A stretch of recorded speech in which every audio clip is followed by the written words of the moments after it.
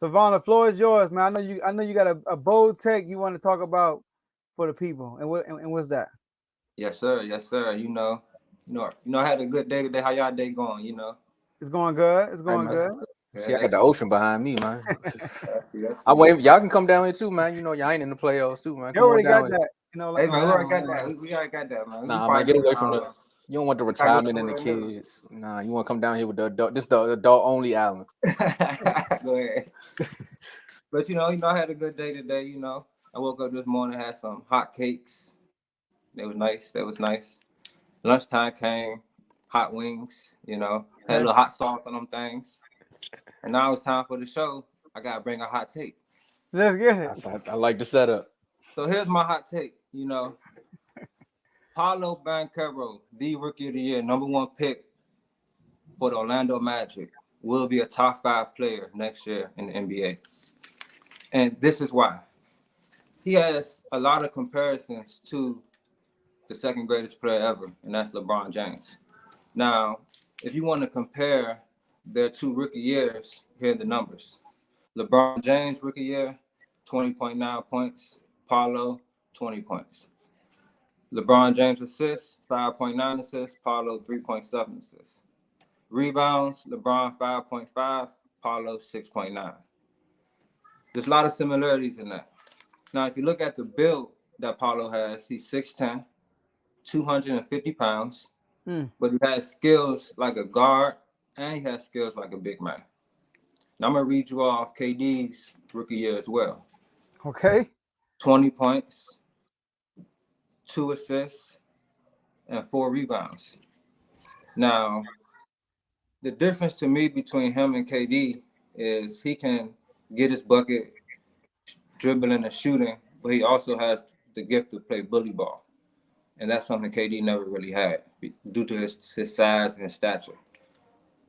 Now, another thing that I feel like is going to help him become a top 5 player, what do the best players do? They get to the free throw line at a high clip. Now, I'm going to read you off some of the top players in the league. This is how I'm going to do this. Out of the top 5 people in the league, these are 3 guys that I'm mostly worried about next year. Giannis, Embiid, and Tatum.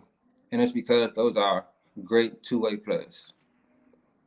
Out of the great players in the league, the top players in the league, those 3 guys are probably the best two-way players in the league. So, Greek Freak this year, 12 free throws a game. Embiid, 11.7, might as well say 12. Tatum, 8. Now, the field goal attempts, we're going to do 24. It's 20 for Greek Freak, 20 for Embiid, 21 for Tatum. Now, let's look at Paolo, his rookie year. Averaging 20 points, 15 field goal attempts, and 7 free throws. Now, if you add on 6 more or 5 more field goal attempts to get up to 20, that's potentially 10 plus more points and more attempts to get to the free throw line. And if you add on, because I feel like he would get the same amount of free throws as an Embiid and Greek Freak because he has the big body and the size and the bully ball in him that he can get up to 11, 12 free throws. And that's 5 more points, 5 more chances to get more points. So that's a total of 15 more points that he can get a game. On top of what he's doing 20 as a raw rookie. Now, I want to highlight a couple of his abilities, his skills that I feel like will really make him a top 5 player. And the first thing I want to touch on is his passing. Can you roll the first clip for me, Joe?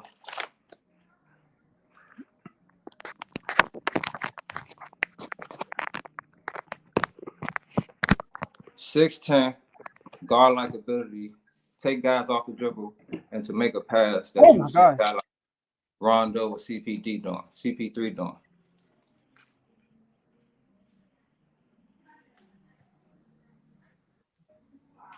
That's great court vision.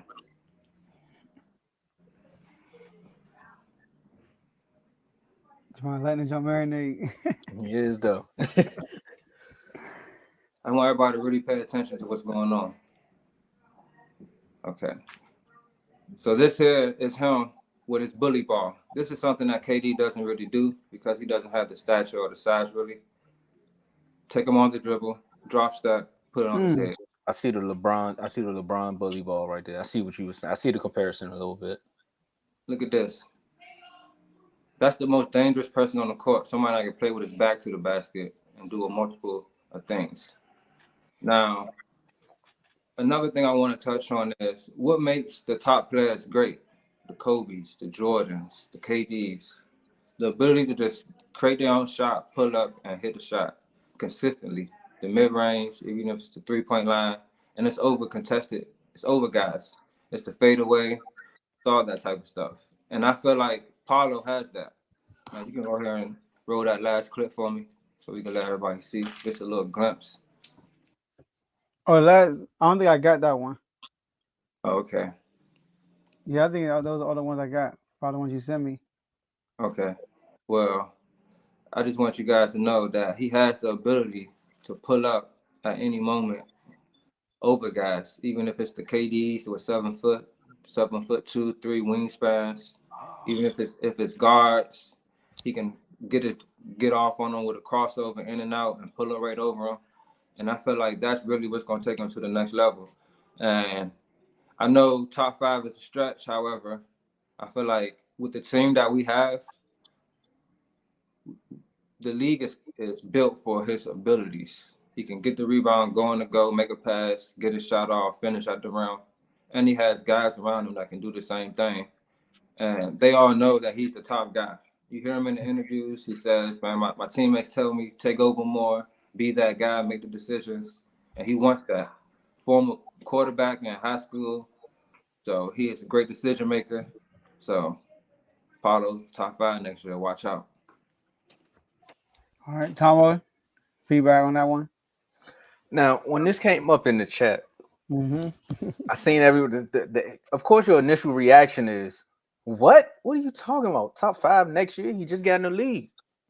So I said, you know what? I'm gonna sit this one out because I want to hear everybody out. Because I knew Vaughn was gonna bring some. It's not even a hot take because you got the facts to back it up. So to me, I can see it potentially happen. But when you say top 5, people think of, is he better than Ja? Is he gonna be better than returning players like Steph? Still gotta give it to LeBron because he's LeBron. Then you still got KD. Then you got Giannis. Then you got Tatum. Is he better than Jaylen Brown? Look, I just named about 7 people right there. Mm-hmm. Now, he has the potential to do it because of everything you just said. However, you've came on here and said it. I've came on here and said it. Joe even said it. He could be a great player, but will coaching hold him back? Yep. That's the one thing. So you can say everything about the guy, but when it comes down to like sometimes just winning flat out games, coaching can sometimes hinder a player. And that may be his only thing. That might be the only thing that hold him back to me. Because I could see he looks like he has the drive and he's never having that Luka or Bill moment where he just looks like deflated. Because being with the Mavericks, I mean not the Mavericks, being with the Magic right now, you can't kind of be deflated a little bit. You like you're having a losing season. Came from Duke, right? Yeah. So you're coming from a winning college historically, and then you're coming into a franchise that's like up and down. So you can't have those moments where you're just like, well, is it me? Then you also got you dealing with Markelle Fultz, who's on the bounce back. You're like, is this a rehabilitation center? Like, is this what we doing here? Are we here to win games? Or are we here to rehabilitate careers? So for him to take on the lead and be like, nah, I'm the guy, and we're gonna try to win. And you almost made a late 10th seed push to make the play in. Shows that he has the potential, but there are going to be people in the comments, and I see why you will get the pushback of like, well, is he better than just the names I just named now? Mm-hmm. And Javon, so I get where you coming from. You know, I don't think it's crazy to say what you're saying. If he is who we think he is, you know. And what I think Tom will hit something real key is about how, like, because you mentioned it, five more field goal attempts leads to more fouls, but also usage rate. You know how often he has a ball in his hands, which he should have the ball in his hands a lot more. I'm gonna name all the people who has a higher usage rate than him. All right, all the people: Giannis, Luca, Embiid, Dame, Tatum, Shea, Trey Young, Spider, JB, Jalen Brown, Swiper, Anthony Edwards, Julius Randle, Jordan Poole, Kyrie Irving, Zach LaVine, Jalen Green. What? Don't sleep on Jalen Green It's the though. Rockets, man. He got a ball. Yeah, I'm Yeah. just playing. I like Jalen Green. I thought he would be most improved this year. I didn't pick him. I thought he would be a candidate, but the Rockets is some trash. So they That's need no another one of coach those too. franchises. They Yeah. need no coach too. Jalen Green. Who else? Kuzmo. Kuzmo. Jordan Clarkson. Keldon Johnson from the Spurs. Russell Westbrook. DeMar DeRozan. All those dudes got more usage, higher usage rate than you. Paulo. So he has a 27.7 usage rate. Right under him is Porzingis. So you almost got two Wizards with a higher usage rate than y'all best player. And this ain't got nothing to do with what we got to talk about, but guess who's other than Porzingis? Nikola Jokic. That's amazing. That's amazing. That's amazing. All right, but I'm just want to throw out there. Hey, But I stomps a think lot what you just said though. uh-huh. That He said stomps what? a lot with what you just said. Because No, but Nikola Jokic, Jokic, that just tells you how incredible what he's doing. Like I was how also gonna say, can we retract that last statement from the jury because we trying to sign Porzingis back? We don't need okay. we don't need that out there in the universe. I'm just saying because it just shows you how that's how well that what Jokic is doing. Man, it's crazy. Like with a little bit of usage rate he got, he's doing what he's doing. But yeah, Javon. So I get what you saying. Like I see like I told you this. He gonna be a star. He gonna be one of the best players in the league. I already know that. All breaking I see him, I'm like, dang. But is he gonna have the opportunity to do that next year? That's the key. So this is a tall task because he's gonna have to have playoff success.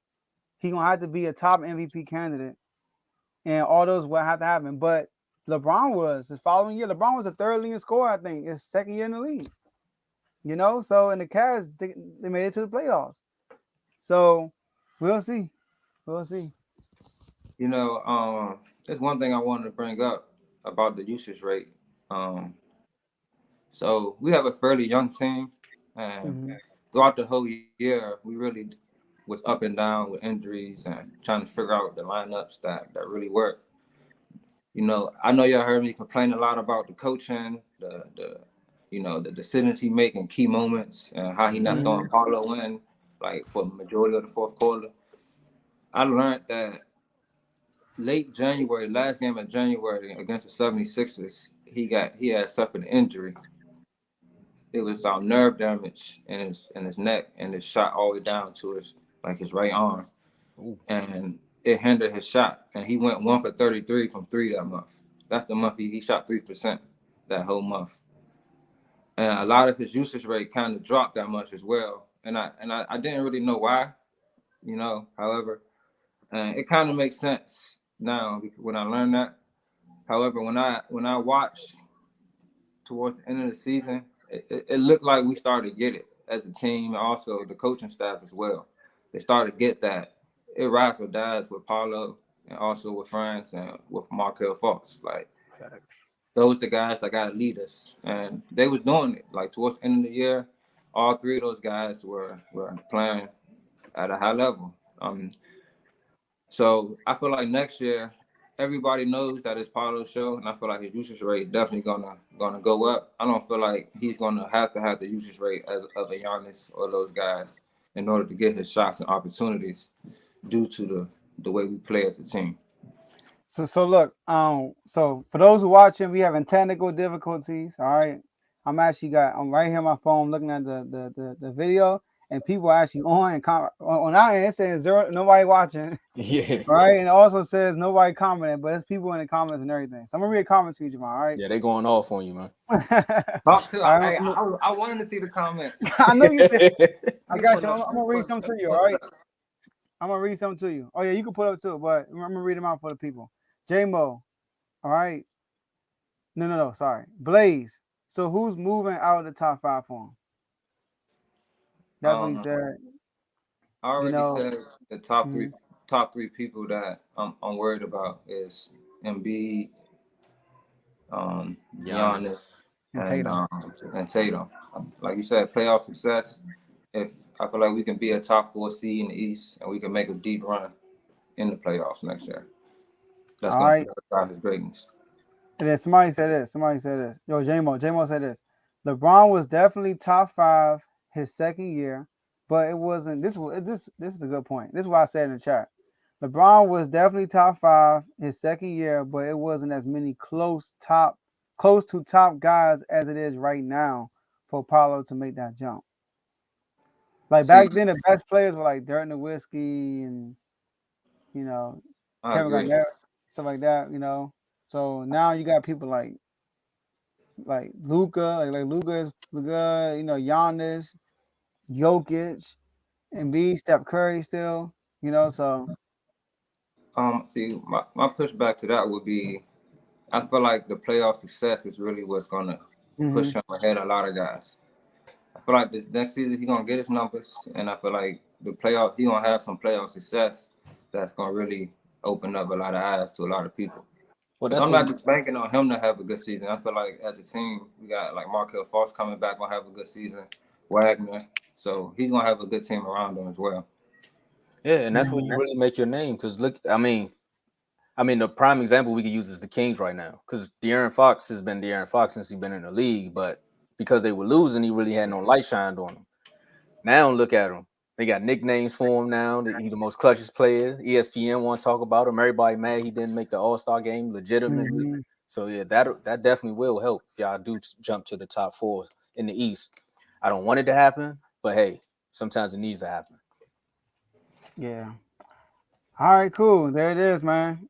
Paolo Banchero, you heard it here first. Top 5 next year. 3rd or 4th seed, deep playoff run in the East. Let's get it. Y'all GM gotta go to work too. Y'all got pieces to make moves. And y'all about to get a lottery pick most likely. So what if y'all get the first round pick, first pick? That'd be great. That the pace is getting that. I don't know why you think.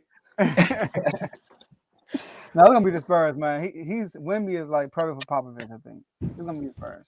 Yeah, or the Pistons. Yeah.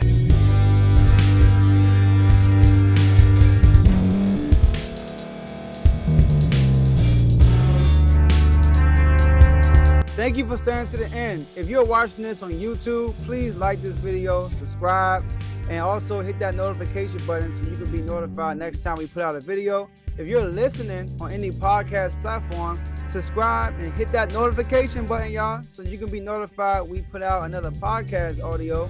And last but not least, hit that share button. No matter what you're listening to or watching it, hit that share button and send it to somebody that you know that would love to watch this episode you just listened to. So once again, thank you for staying to the end, and we'll see y'all at the next episode.